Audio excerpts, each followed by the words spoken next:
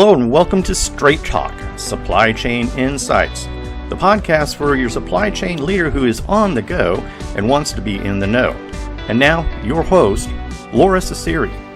Welcome to Straight Talk with Supply Chain Insights. My name is Lora Cecere. I'm the founder of Supply Chain Insights and the host on today's show. Today, I am interviewing Troy Hicks. Troy is the Senior Vice President of Supply Chain for Herbalifes Nutrition. And I was teasing Troy before the show that he's not selling shakes, he's selling wellness. And so I love the outcomes. Troy, welcome to the show. Thanks. It's great to be here, Laura. Tell the group a little bit about yourself. Well, I started my supply chain career about 20 years ago. And like many of my generation, I really didn't aspire to be a supply chain professional. I was actually a culinary student working in the restaurant industry. And I was in Charleston, South Carolina at the time, which was a pretty big restaurant scene, helping chefs source local ingredients. And, that turned into, sourcing seafood and food provisions for the restaurant industry for a few years. And I really enjoyed that side of the culinary scene and decided to go to business school. And lo and behold, 20 plus years later, I find myself here at Herbalife. And here you are, and in the middle of COVID, and tell people who don't know about Herbalife what you do. So we have been around for about 40 years. Our purpose, we like to say, is providing nutrition solutions. And we do that through our independent distributors. I think that's what makes us unique and really gives us a competitive advantage. We're taking a personalized approach to nutrition. And we're penetrated in 94 countries all over the world. And we like to say we don't really sell product more than we sell results. The other thing I would say about Herbalife is, and what gravitated my interest to take this position, their supply chain's somewhat unique from the traditional consumer products background that I came from previously. First, they're 65% vertically integrated. They do most of their manufacturing in the U.S., and they service about 70 to 80% of their sales outside of the U.S.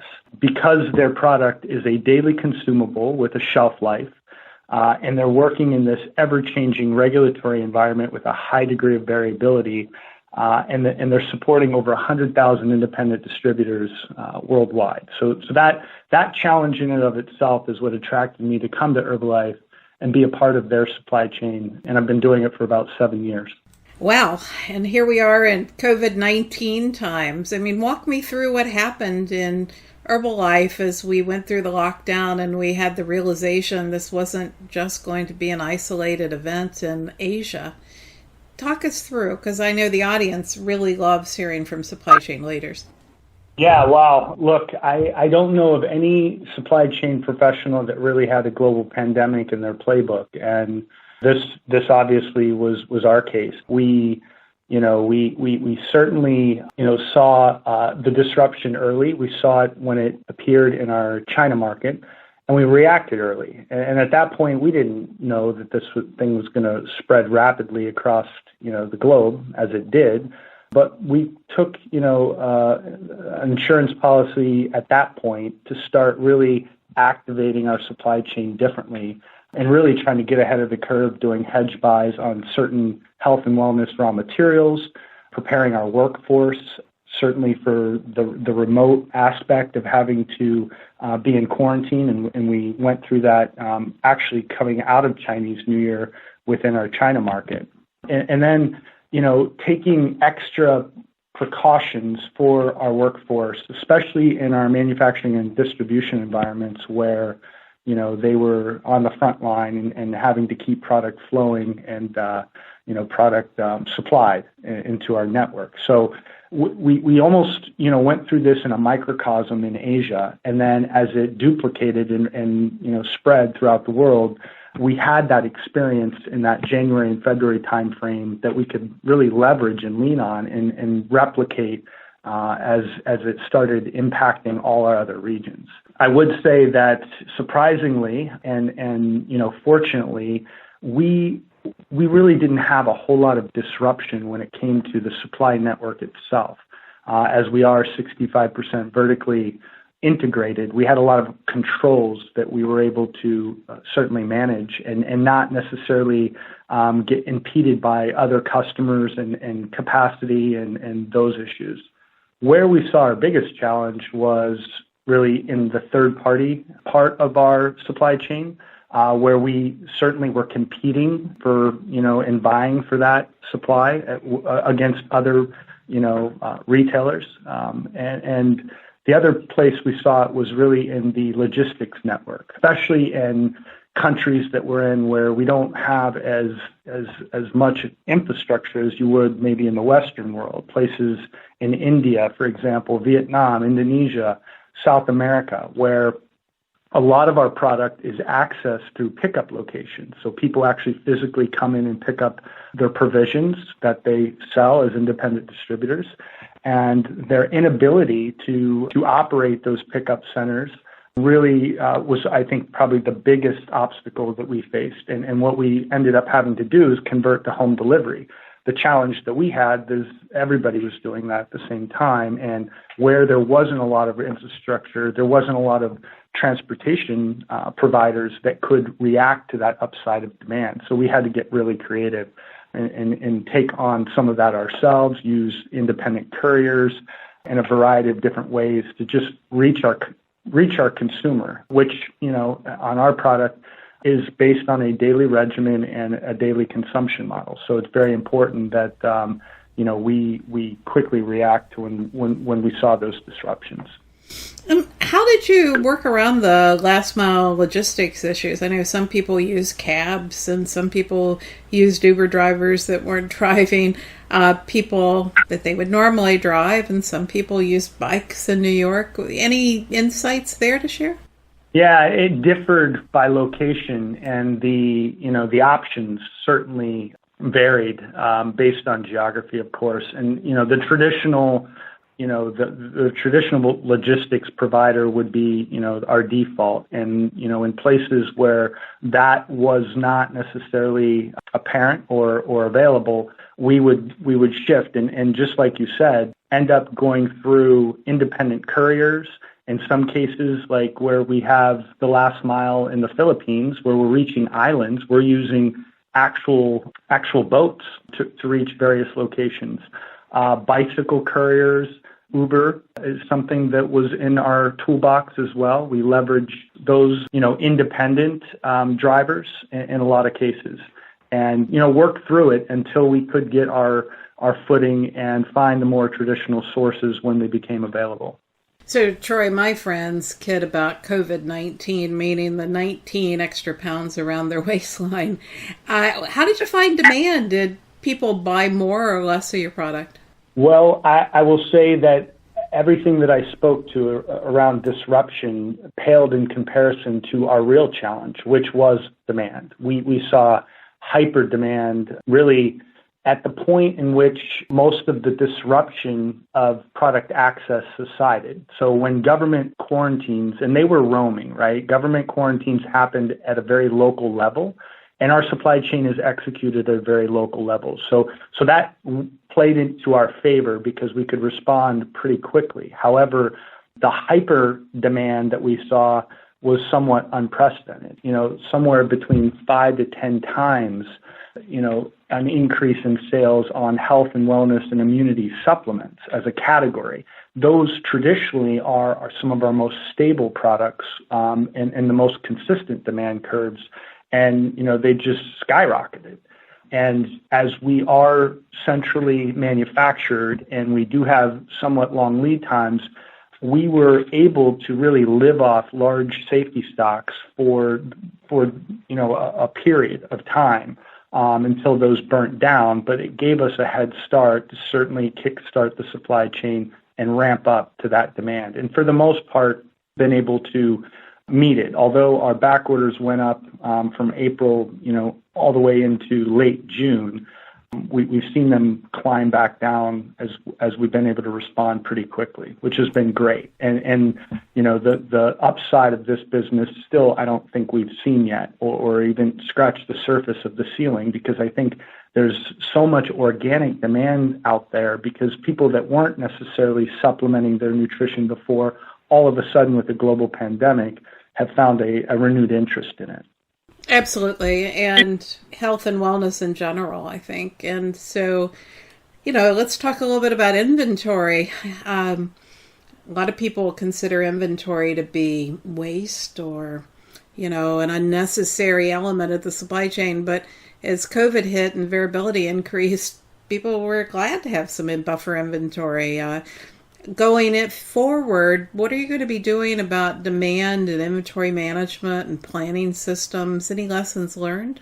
Yeah, coming from, a career in supply chain, inventory management and really cash flow optimization is the competitive advantage of any supply chain professional. And when I came into Herbalife, that was really the lens that I was looking through is how can we manage this inventory more efficiently? How can we turn it more rapidly? And what I quickly learned is that, our environment and the growth of this company really needed a supply chain built more on resiliency than cash flow optimization. And so that's really kind of the shift that we made. We built the supply chain here over the last 7 years for resiliency, and that had nothing to do with the risk of a pandemic. We certainly didn't see that coming, but it had everything to do with the fact that we're centrally manufactured. 65% of our products come from the U.S. and we have a long reach to all our various markets.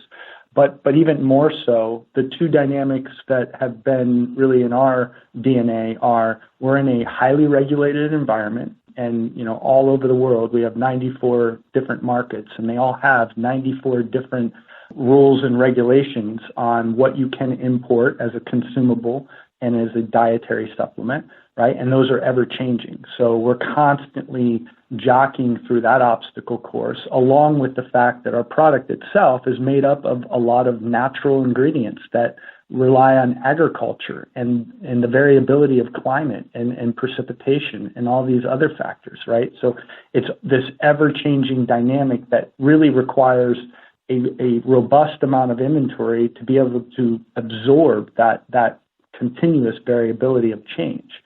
As we look forward into the future, I think our strategy doesn't change as much as it probably will accelerate in certain areas. And I think the one area that is in our most interest coming out of this is the ability to get faster insights to the dynamics of the change in our markets. And that is more of a technology strategy and really trying to measure the activities of our distributors and use that data to correlate to sales trends before they actually happen, so that we're not necessarily reacting looking through the rearview mirror more than we're anticipating. Yeah, there's no substitute for consumption data, and the latency with the distributor signal can kill us with what's happening with COVID. Well, anything I didn't ask you that you want to share today for people that are listening that are thinking about COVID or supply chain as a career? Any insights? Yeah, I mean, as a supply chain professional, I think one thing that I have learned is I've gained more learning, insight, and overall growth from the difficult times. So really, I say take advantage of a good crisis, and this is one. And use this opportunity to really kind of learn from and grow your supply chain. It definitely is an opportunity for clarity. So really take advantage of it.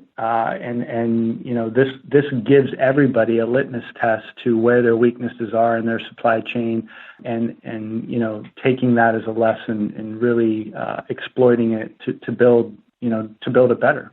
As a supply chain professional, I grew up in a generation where supply chain was not mainstream. Most people are going into accounting, finance, sales, marketing, and this thing called supply chain was somewhere lost in operations and a term that wasn't real common from a professional or even academia standpoint. So if you like, change and challenge, and, you have a personality that can manage the diversity of relationships, I definitely, encourage people to explore the supply chain profession. It's been great for me. It's been very rewarding, and I hope to see it grow into the future. Can you comment on personality that can manage diversity of relationships? That's an interesting comment. I think it's good sage wisdom.